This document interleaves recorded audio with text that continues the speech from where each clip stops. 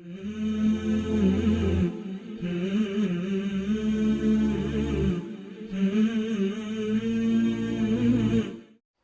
اللہ الرحمن الرحیم۔ آج ہم سبق نمبر 6 پڑھیں گے، جس میں 5 علامات کا ایک گروپ ہے۔ ان 5 علامات میں سے پہلی 2 علامتیں باقاعدہ مستقل لفظ ہے، اسم ہے، اور آخری 3 علامتیں بھی اسم ہیں، لیکن یہ اسم فعل حرف کے آخر میں آتی ہیں۔ سب سے پہلی علامت ہے ہوا۔ یہ علامت واحد مذکر کے لیے استعمال ہوتی ہے، اس کا ترجمہ وہ کیا جاتا ہے۔ ہوا واحد مذکر کے لیے استعمال ہوتی ہے۔ مثال کے طور پر ہوا قرآن، وہ قرآن ہے۔ ہوا وہ قرآن، قرآن ہے۔ ہوا اللہ، وہ اللہ ہے۔ ہوا مولاکم، وہ تمہارا مالک ہے۔ ہوا ظالم، وہ ظالم ہے، ظلم کرنے والا ہے۔ قرآن مجید میں اللہ تعالیٰ کا ارشاد ہے فَهُوَ فِي عِيشَةٍ رَاضِيَةٍ، پس وہ راضی خوشی زندگی میں ہوگا، جنت کی زندگی، راضی اور خوشی والی زندگی۔ دوسری علامت ہے ہیا۔ یہ واحد مؤنث کے لیے ہے، ترجمہ اس کا بھی وہ ہی کریں گے۔ کسی غائب انسان کے لیے ہوا بھی اور ہیا بھی، ہوا مذکر کے لیے اور ہیا مؤنث کے لیے۔ ہیا زجراتن، قیامت کے ناموں میں سے ایک نام ہے زجرہ، ڈانٹ کے معنی میں۔ وہ قیامت ایک ڈانٹ ہے، یعنی بڑی سخت قسم کی آواز ہے۔ ہیا تمور، وہ زمین حرکت کرے گی۔ وہ زمین حرکت کرے گی کب؟ جب قیامت کے دن زمین میں زلزلہ آئے گا۔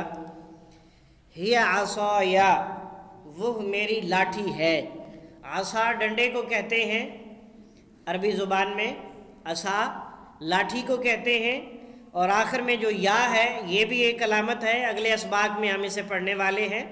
اس کا ترجمہ اسم کے ساتھ میرا، میری، میرے کیا جاتا ہے۔ ہیا عصایا، وہ میری لاٹھی ہے۔ ہیا حیاتن، وہ سانپ ہے۔ لفظ عصا اور حیاتن سانپ گولتا پڑھ چکے ہیں، مؤنث کی نشانی ہے، گولتا الف اور لمبی تا، ایک سبق پورا پڑھ چکے ہیں۔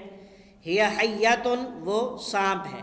اس صفحے پہ 4 الفاظ آپ کے سامنے ہیں، زجراتن اور حیاتن میں تو گولتا موجود ہے۔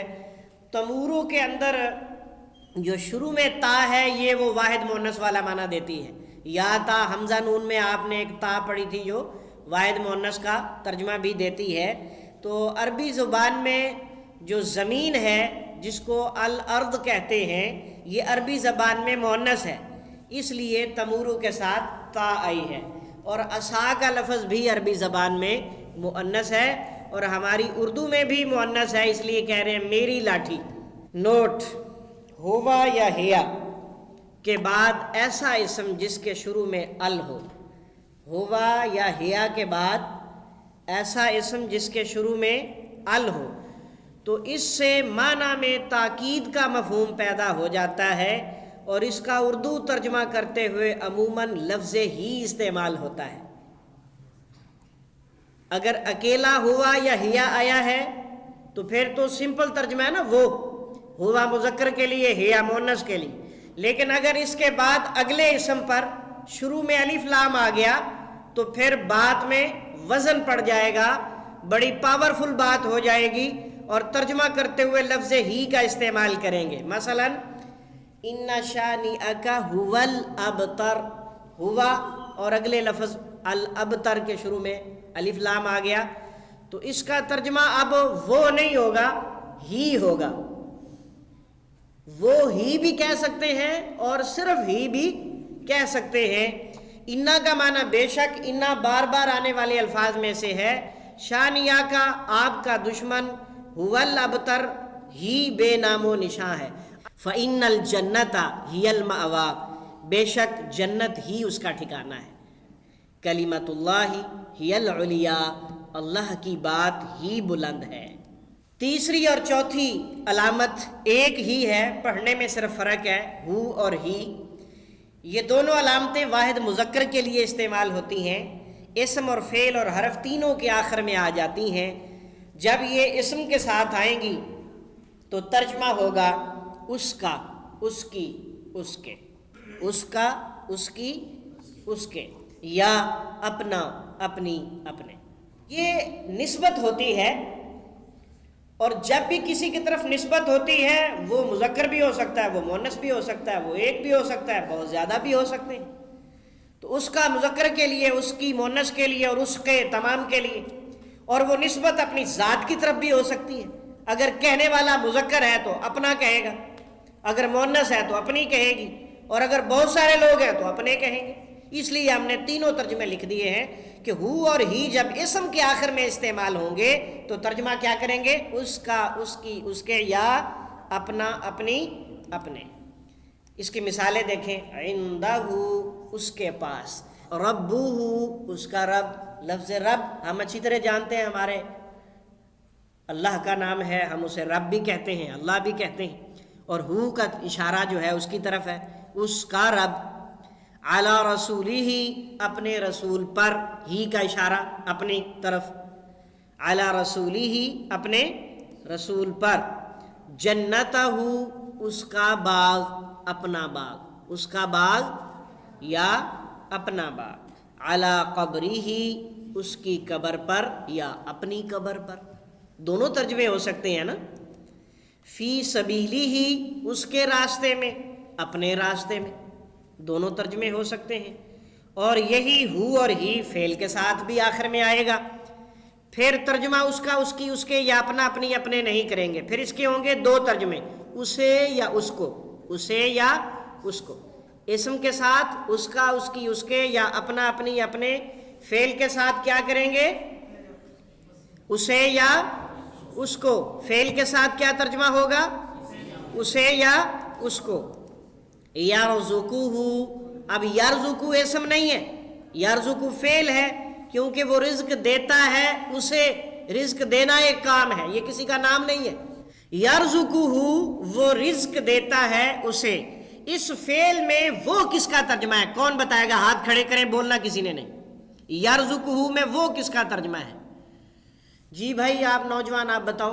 ہاں آپ، یا کا، شاباش، یرزقہ۔ اب آپ سے ایک بات میں نے اور پوچھنی ہے کہ اس کا ترجمہ تو آپ کے سامنے لکھا ہوا ہے، اس سے ملتے جلتے الفاظ رزق دینے کے معنی میں اردو میں کون کون سے استعمال ہوتے ہیں؟ یہ کون بتائے گا؟ جی بتائیے۔ رازق، رزق، رزاق، صفت رزق اللہ تعالیٰ کی، ٹھیک ہے۔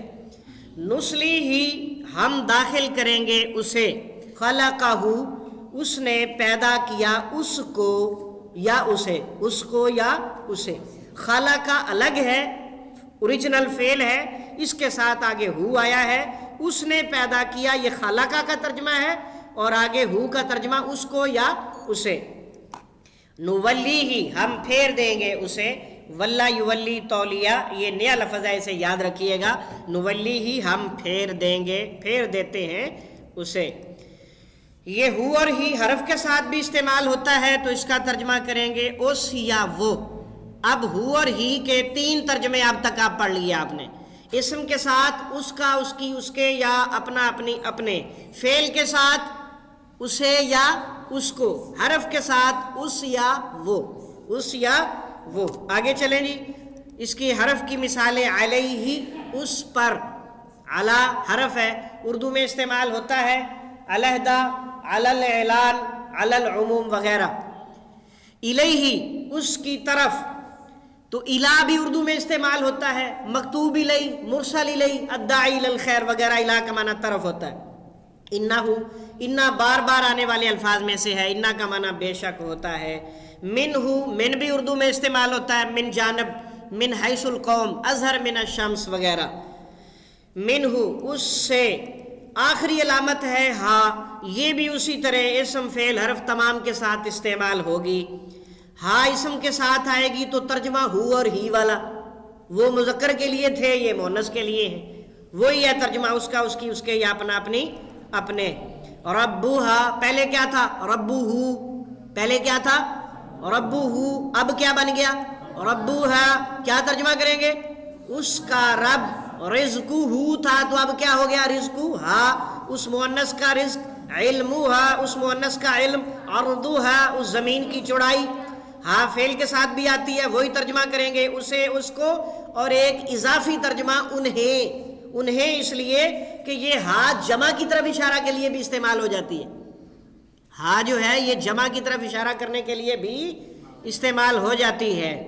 یعلمہا وہ جانتا ہے اسے، وہ جانتا ہے اسے۔ یرزقہا وہ رزق دیتا ہے اسے۔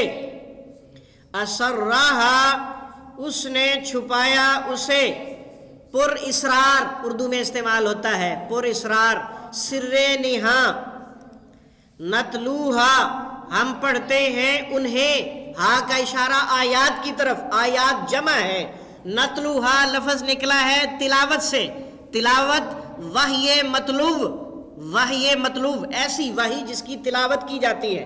نتلوہا ہم پڑھتے ہیں انہیں۔ احیاہا اس نے زندگی دی اسے۔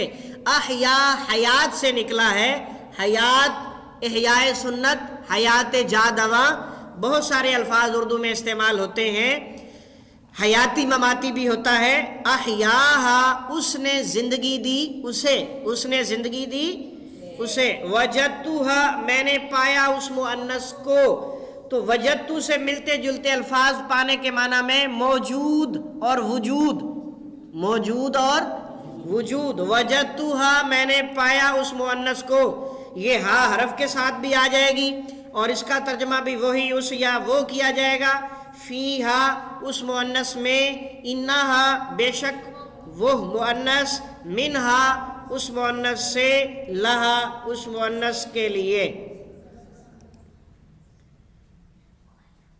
ہوا اور ہیا، ہوا مذکر کے لیے اور ہیا مؤنث کے لیے، ترجمہ دونوں کا وہ، اور یہ دونوں علامتیں ہمیشہ الگ استعمال ہوتی ہیں۔ ہو اور ہی اور ہا تینوں، ہو اور ہی واحد مذکر کے لیے، ہا واحد مؤنث کے لیے، اور کبھی جمع کے لیے بھی، کبھی جمع کے لیے، یہ تینوں ہو اور ہی ہو یا ہا ہو، اسم کے ساتھ آئیں گے تو ترجمہ کیا کریں گے؟ اس کا، اس کی، اس کے، یا اپنا اپنی اپنے۔ افعال کے ساتھ اس کا ترجمہ کیا کریں گے؟ اسے یا اس کو، اور حروف کے ساتھ اس کا ترجمہ کیا ہوگا؟ اس یا وہ۔ الحمدللہ۔ سبحانک اللہم و بحمدک، اشہد ان لا الہ الا انت، استغفرک و اتوب الیک۔